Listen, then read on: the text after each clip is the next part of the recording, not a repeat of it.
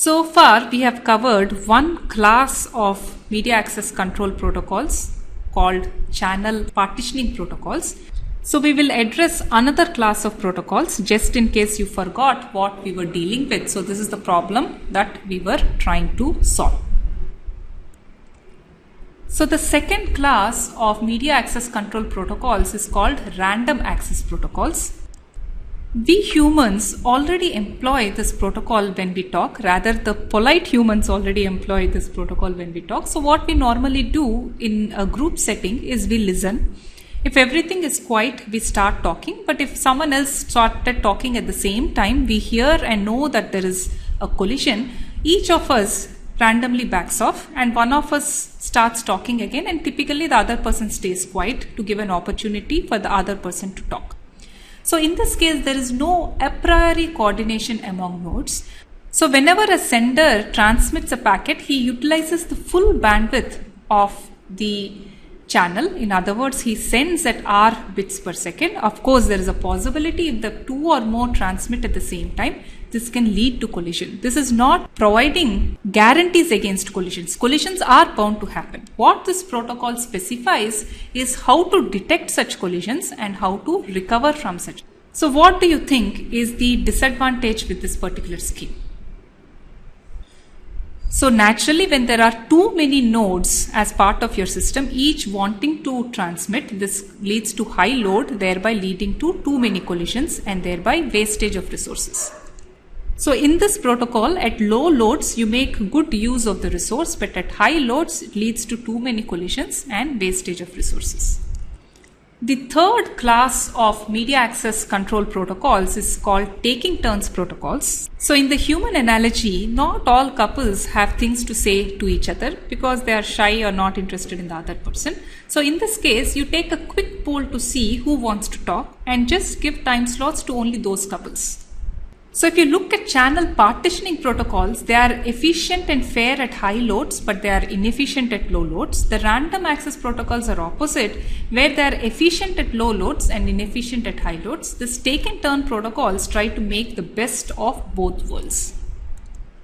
There are two approaches here. You can do this taking turns in a centralized fashion or a distributed fashion. So in centralized polling, a central coordinator polls the nodes in a round robin fashion. So here is 0 is the central coordinator, 1, 2 to n are the other nodes. So he'll ask 1, do you have any frames to send? If so, transmit them. 1 doesn't have, so he asks 2, 2 has, so 2 sends. He asks 3, 3 doesn't have, he asks 4, 4 doesn't have, he keeps going to ask. The idea here is that this time spent in polling is not going to occupy that much of the resources. That most of the time is spent in data transmission.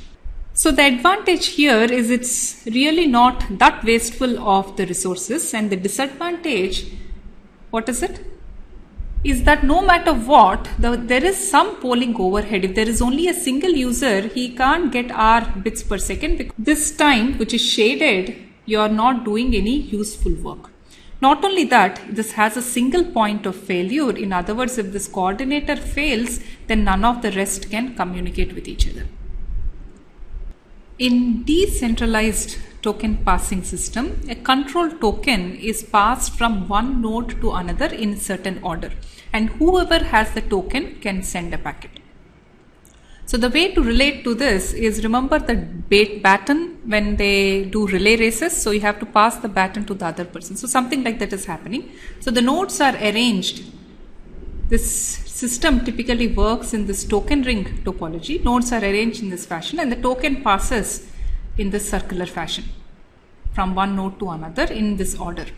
Now whoever has a token can then send a packet, and the packet itself goes round in this particular circle and comes back, and then the token gets passed to the next person.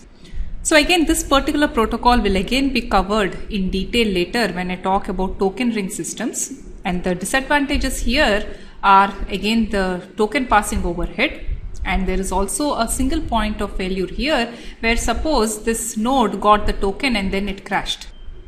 So you need a method to recover from such failures also.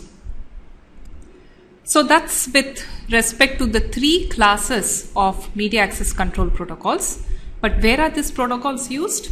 So TDMA in combination with FDM is used as part of the cellular networks GSM 3G, 4G, as well as the WiMAX standard, which is a broadband wireless standard. So what is this TDMA in combination with FDM? Basically what they do is they divide up the channel into two chunks, that is the FDM portion of it. One chunk they use TDMA within this band, and this is used for downward traffic, in other words traffic that comes from the base station to the mobile users, and they again use TDMA in the other chunk where the traffic goes from the mobile to the base station. So FDM is to split up the band for downward traffic as well as upward traffic, and within a band they use TDMA. CDMA is also widely used in cellular networks, so IS-95, CDMA 2000, as well as third generation, fourth generation cellular networks. Random access protocols are used as part of Ethernet and Wi-Fi, and this polling taking turns is used as part of Bluetooth, and token passing decentralized is used as part of the token ring systems. So here is a summary of what we have seen. When many nodes share a link, you need media access control to prevent interference and collisions. We saw three broad classes of protocols: channel partitioning protocols, which divide resource into smaller pieces and give exclusive use; random access protocols that allow full access to the resource but provide means to recover from collisions resulting from that; and taking turns protocols, where nodes take turns but nodes with more need get longer turns. Next, we will explore some popular technologies along with their corresponding MAC.